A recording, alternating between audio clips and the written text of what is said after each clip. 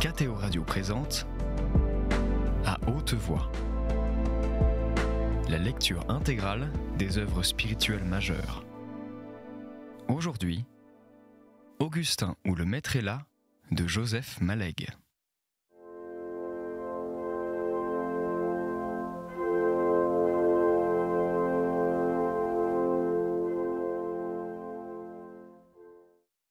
Vathon, dédaigneux, aurait continué de balancer de droite à gauche en inclinaison alternée son buste et ses deux mains jointes. Il battait une sorte de mesure, comme ça, expliquait Appia. Assis sur ses deux talons, l'un pointe des pieds et les deux genoux portant sur le sol, Appia ressemblait à un fakir. Il pouvait être entre minuit et 1h du matin, mais Vathon démentit tout ce récit. 3 mois après, tout changea. Monsieur Bougot parlait, cette fois, de la philosophie politique en France au XVIIIe et XIXe siècle. Vathon n'avait bien entendu rien lu de Saint-Simon, ni de Fourier, ni de Proudhon. Il fit sa crise avec quelques extraits de Michelet et de 93. Elle prit la forme d'une tragédie en 5 actes. Le héros, ce serait sans doute Savonarola, ou quelques personnages hussites, ou peut-être Maure. Vathon n'était pas fixé, était brûlé vif par l'Inquisition. Il proférait en mourant des prophéties socialistes, d'ailleurs couvertes par le crépitement du feu. Marguillier mit la main sur un des brouillons, où l'on pouvait lire parmi les ratures des vers sur le ton des châtiments « Ma haine des tyrans sort comme une huée des gouffres de l'esprit que sonde le songeur. » Marguillier trouvait cela pas trop mal. Le prophète promis au bûcher aimait une jeune fille douce, triste et un peu folle. Vathon n'avait pas encore décidé dans quel lac de montagne elle trouverait la mort, après l'autodafé de son amant. Quoiqu'en 5 actes, le poème devait comporter 400 vers au plus. La jeune fille s'appelait Pâquerette. L'exposition expliquait pourquoi. Son cœur est d'or, sa robe est blanche. Augustin conclut brutalement que Vathon n'était qu'un sujet d'étude pour psychiatre. Mais indifférent au lazzi de ses camarades, Vathon souffrait au contraire de tout mépris émané d'Augustin. Son mutisme le montra et ses sourires blessés. Les problèmes religieux s'abordaient en classe d'une toute autre façon. Seules les leçons d'histoire se permettaient en cette matière des appréciations directes. L'histoire de l'Église, de Constantin à Léon XIII, traversait les programmes d'un grand courant charrieur de faits sociaux et de passions humaines. Augustin décida une fois pour toutes qu'aucune critique n'y était gênante. Elle ne pouvait viser que les formes terrestres et faillibles, les régimes contingents du fleuve divin. Leur description à vol d'oiseau ne mettait en lumière, selon les lois du genre, que les accidents et les ruptures de pente, les cataractes et les tourbillons. Mais au long moment pacifique, dans les biefs calmes, sous l'abri des ombrages, le lit du fleuve, méconnu, sans histoire, disparaissait sous des eaux unies pendant toute la durée des temps heureux. Toutes les autres classes, au contraire, adaptaient aux allusions dogmatiques cette respectueuse prudence qu'exigent les manches calorifuges insuffisants et les objets trop chauds. Tous les maîtres se ressemblaient en cette discrétion, ou presque. Nulle différence entre le professeur de seconde, qu'on voyait parfois à la messe, le vieil éclectique de philosophie qui s'y rendait régulièrement, et le nouveau seigneur de rhétorique, l'aimable monsieur Bougot, que dès le premier trimestre, on savait candidat radical socialiste aux futures élections municipales. Les idées religieuses s'exposaient avec une sympathie égale à la sympathie pour les thèses inverses. Ce que le professeur de première appelait la grande tradition du libéralisme universitaire consistait à pousser l'explication, en matière religieuse comme en toute autre, aussi loin que possible, en se gardant soigneusement de toucher à la caractéristique essentielle et aux conclusions suprêmes. La libre raison posait en une autonomie totale toute question, hors la plus haute, qu'elle déclinait. Elle ne disait même pas au cœur, comme devant une porte, « Après vous, je vous prie ». Elle ne discutait pas son droit d'entrée, mais se refusait à l'y suivre. En fait de jugement carré, parquant les dogmes dans le compartiment des vérités ou celui des mensonges, l'université se permettait seulement ce qu'avaient au préalable formulé les classiques des deux camps, Pascal ou Bossuet, ou bien Bayle, Voltaire, Diderot ou Renan. Elle ne se croyait pas juge du fond, elle ne prenait rien à son compte. Vues ainsi par leurs images dans le miroir de l'histoire, les appréciations en matière de foi redevenaient possibles. Elle ressemblait à ces gentilshommes des romans Louis XIII, dont le tailleur, trop respectueux pour prendre les mesures directement sur leur noble corps, les levait par reflet dans une glace de pied. Ainsi véhiculés avec déférence au long des exposés, entre deux cupules imperméables, le surnaturel s'avalait dans la documentation, s'expulsait avec les conclusions intactes, neutres, indéfiniment récupérables, puisqu'il ne servait jamais. Augustin n'avait cure de cette sorte de respect. On ne devait pas trouver dans une même demeure spirituelle deux chambres sans communication entre elles, l'une habitée par l'intelligence et l'autre par la foi. Des correspondances, des attraits de pensée, 1000 préfigurations rationnelles au sein même du sensible criaient vers Dieu. Les motifs lourds, puissants et ramifiés où s'enveloppait toute son âme liaient aussi bien de quelque manière son intelligence. Comment trouver cette manière ? Il savait qu'il ne savait pas, comme disait son père, mais qu'il lui faudrait bien savoir un jour. Un jour très proche, peut-être 8 mois, 10 mois de calendrier, le temps de mordre largement sur la philosophie. Il avait des raisons d'avoir hâte. Ample pluie l'assurait que le devoir, plus tard, prendrait pour lui la forme de ce qu'il appelait les luttes d'idées. Il aurait charge d'apologétique. D'autres âmes dépendraient de la sienne, comme saint Paul avait osé dire « J'achève en moi ce qui manque à la passion du Christ ». De même le chrétien d'œuvre complète l'action de Dieu. Suivaient, baignés d'eau de Boto, les exhortations à terminologie militaire, telles que « mener le bon combat » ou même « remporter la palme du vainqueur ». L'abbé professait la plus complète indifférence pour l'âge des métaphores que son insouci de beauté verbale juxtaposait aux méditations les plus riches du catholicisme actuel et millénaire. Il avait l'air de trouver le plus simple du monde cet ajustement de l'intelligence à l'apologétique. Mais Augustin voyait circuler dans sa classe M. Bougot, rose, gaillard, précocement gras, l'œil vif et même allumé, la barbe cordiale, une mince pellicule de vulgarité sur son intelligence nette et nourrie. Il l'écoutait parler de Pascal et de Port-Royal au sortir de son déjeuner, dans l'odeur de café qu'il secouait encore. Il voyait que les choses religieuses se discutaient comme les autres, comme n'importe quel état de sensibilité, comme tout fait d'histoire. Qu'on eut le soin, M. Bougot le prenait avec un ostensible scrupule, de placer toute recherche sur leur nature dernière en réserve sur de hauts rayons d'étagère, à l'abri des mains d'enfants, cela ne lui faisait pas croire qu'elles le fussent aussi des mains d'hommes. Assis au premier des 8 bancs, en face de la carte d'Europe au traité de Westphalie, on s'encastrait la tête de M. Bougot. Il arrivait à Augustin de deviner, blotti au creux du fameux libéralisme et riant dans ses plis, quelque ironique tolérance des choses dont il sentait avec une soudaine violence combien elle lui était chère.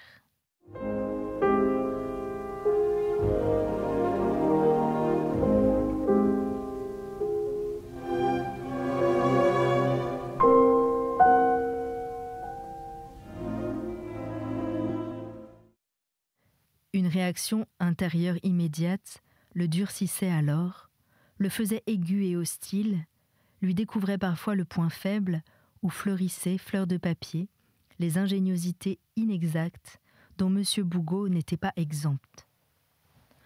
Plus souvent, elle le laissait en proie au vain désir des réfutations écrasantes et à l'impatience de se trouver, pour quelques mois encore, désarmé.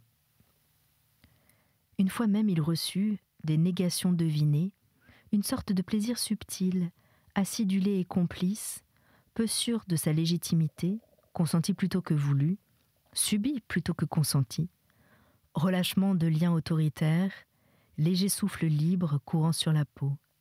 Cette impression l'effraya. Tout ce petit drame échappait à M. Bougot. Il sentait, fixé sur lui, le suivant dans la mobilité de ses allées et venues, les yeux de cet enfant qu'il estimait infiniment.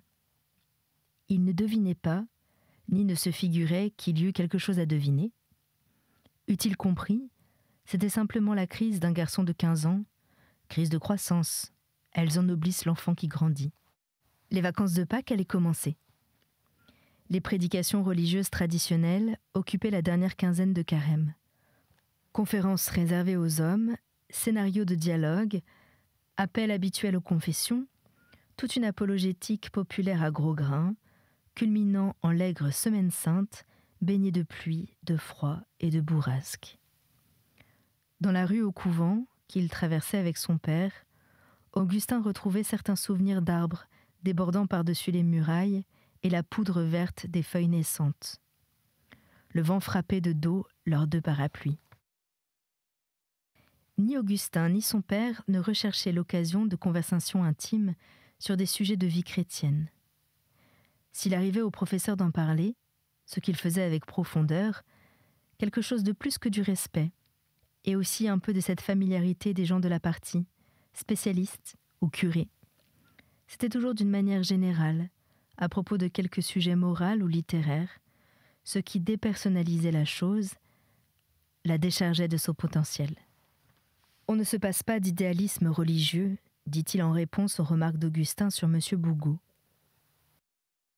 Ces deux formes de la pensée, l'esprit scientifique et les certitudes morales, ces gens suppriment la seconde et étendent la première à tout l'être. Une bourrasque de vent retourna son parapluie, qu'Augustin dut lui prendre des mains et refermer. « Attendons un instant là, fit-il. » Des affiches bleues, nouvelles, posées à la porte de l'abbatiale, appelaient les fidèles à la mission, parmi d'autres qui annonçaient des pèlerinages à prix réduit, à Rome et en Palestine. Ils étendent la première à tout l'être, continua-t-il d'un ton de mélancolie rêveuse. La foi dépose en partant tous ses voiles, mais Caliban les trouve et s'en revêt. Augustin le savait, il n'irait pas au-delà, et toute pénétration dans le champ étroit d'une autre vie religieuse, même si son fils l'y conviait, il s'en gardait comme d'une indiscrétion. Au demeurant et malgré l'apparence, cette période de l'année se prêtait moins qu'aucune autre à une conversation précise sur des problèmes de vie chrétienne et de pratiques confessionnelles. On ne pouvait savoir si M. Méridier, suivant la terminologie courante, faisait ses Pâques, qu'il avait certainement faites, en ces années de très jeune professeur. Il ne communiait ni pendant la Semaine Sainte, ni le jour de Pâques à la messe des hommes, ni à aucune des messes ultérieures, ni à aucun des dimanches qui suivaient. Augustin se rappelait une certaine scène très brève entre ses parents, quand il avait 8 ou 9 ans, d'un tragique voilé très perceptible à un enfant. Madame Méridier demanda devant le petit garçon, imprudence dont elle se repentit, quel jour et à quelle messe son mari s'approcherait de la Sainte Table. « À cause du déjeuner », ajouta-t-elle avec toute la gaucherie d'un jeu de mots non voulu. On était au jeudi saint. « Le temps du festin pascal est-il fini ?» fit-il d'une suavité glacée. « Ou l'abrège-t-on à cause de moi ?» Personne n'osait parler devant l'enfant. Le père reprit peu après son aménité habituelle. Augustin devait comprendre d'autant moins cette abstention que, d'habitude, le père accompagnait à la messe sa femme et les enfants, pourvu que ce ne fût pas à la messe des patronages. Au lieu du missel, il prenait alors un évangile, l'imitation ou les psaumes, dont il avait des exemplaires en latin. Il les lisait avec cet air de goûter lentement, et parfois, ce demi-sourire qu'Augustin connaissait bien, qui lui voyait, par exemple, à lire Virgile. Plus tard, il s'en étonna pour d'autres raisons encore. La lecture du professeur était considérable, en particulier sur l'histoire du sentiment religieux et mystique à la fin du XVIe et au début du XVIIe siècle.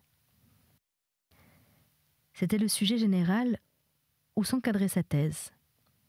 Les bibliothèques ecclésiastiques de la ville avaient été dépouillées par lui dans la limite de ses loisirs. Il existait à l'évêché, au grand séminaire et chez quelques chanoines qui se les transmettaient de l'un à l'autre à cause de mort, comme disent les actes notariés, de beaux vieux livres de coton, de Bourdoise, d'Eudes, de Condren. La bibliothèque municipale conservait un fonds provenant de l'ancienne abbaye de Bois de Chaux-de-Fonds, avec catalogue en calligraphie du XVIIe siècle. Le professeur avait passé là de belles heures, dans les salles basses du vieux couvent des Jacobins, où se trouvaient les archives départementales et la bibliothèque. En ce que son père avait écrit, Augustin discerna plus tard une certaine richesse et hauteur de pensée, où tout n'était pas consentement. Pourquoi s'arrêtait-il à cette demi-pratique ? Répugnance sentimentale à la confession ? Indifférence dogmatique ? Respect humain ? Économie spontanée d'activité ? Augustin n'avait nul moyen de choisir entre ces hypothétiques dispositions d'esprit et ne se fut personnellement accommodé d'aucune. Il comprit plus tard que les choses étaient plus complexes qu'il ne supposait à cette date. Ils trouvèrent Madame Méridier sur le trottoir devant la maison, un panier au bras, plein de linge et de provisions. La mère Rambaud a failli être tuée. C'était une bonne femme, dentelière au carreau, qui faisait leur ménage pendant la semaine que la grosse Catherine passait tous les ans dans ces montagnes. Tous l'aimaient beaucoup. Comme ils se taisaient en leur stupeur. Par son mari, le père Rambaud, rentré ivre comme toujours. Il a crié « Je veux que tu me fasses cuire des saucisses comme les bourgeois. » J'ai voulu le raisonner bien doucement, dit la mère Rambaud. C'est le vendredi saint, tu en auras pour le dimanche de Pâques. Il me bourrait de coups de poing et de coups de pied. Il a crié à Francine « Va me chercher les saucisses !» Ce qui m'inquiétait, c'était ce couteau, juste sous sa main. J'ai dit tout de même « La Francine ne peut pas aller chercher des saucisses le vendredi saint. » Il m'a traversé le gras du bras, qu'heureusement j'avais eu le temps de lever. Ça me gênera bien pour les ménages et pour les dentelles. La malheureuse, continuait Madame Méridier, s'était soignée toute seule. C'est Francine qui est venue me chercher. Pourquoi n'est-elle pas allée à l'hôpital ? Elle a songé que ça ferait des histoires. Les docs du centre mettraient le père Rambaud à la porte, peut-être pis. Les docs l'employaient comme cocher-livreur. Le médecin que j'ai prié de passer dit qu'elle en a pour 1 mois.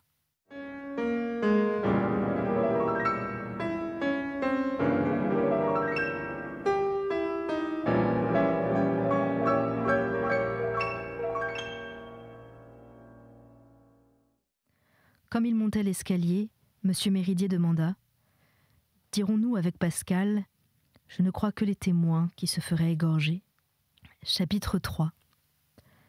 L'arbre de science. Philosophie. Les 2 grandes choses vinrent ensemble, ou peu s'en fallut.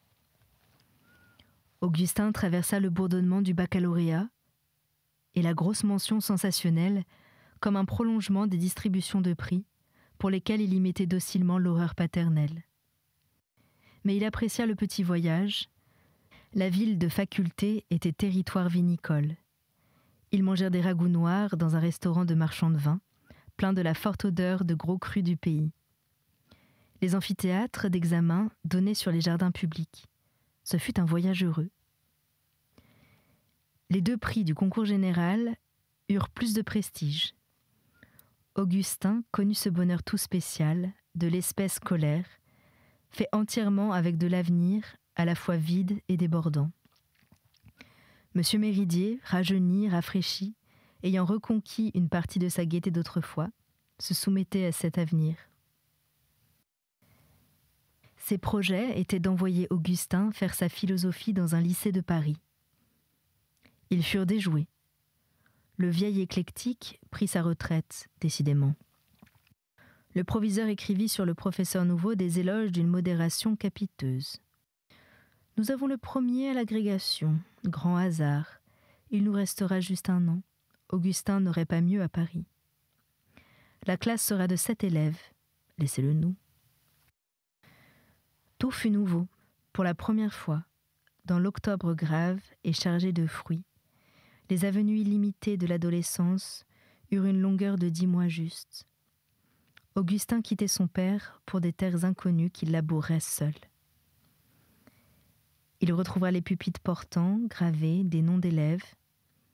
Il dédaigna de s'en moquer. Les 7 jeunes gens qui entrèrent, ce matin d'octobre, virent errer dans la classe un monsieur de petite taille, mince et vaguement voûté, au visage rasé et sans rides, mais d'où disparaissait tout autre signe de jeunesse. Il se montra d'une bienveillance presque cérémonieuse. Ils s'étonnèrent de cette distance, de ses manières, de certains gestes des osseuses mains fines, non pas maladroites mais désoccupées, ainsi que de certains mots inusités pour eux et du timbre même de sa voix. Toutes ces choses qui vivaient en lui sans qu'il y pensât, façonnées une fois pour toutes par des influences dont il n'avait pas la clé, leur semblaient, plus encore que ses habits, quoiqu'à peu près aussi involontairement, et ne pas s'arpenter à leur classe sociale, à la grosse culture classique versée à même leur habitude de rudesse et de pauvreté. Elle venait de plus loin que leur ville, de plus loin peut-être que la France. Vaste distance, qui refoulait en une catégorie unifiée leurs professeurs précédents, les autorités du lycée et eux-mêmes. Tout cela pesait d'un côté, le nouveau venu de l'autre.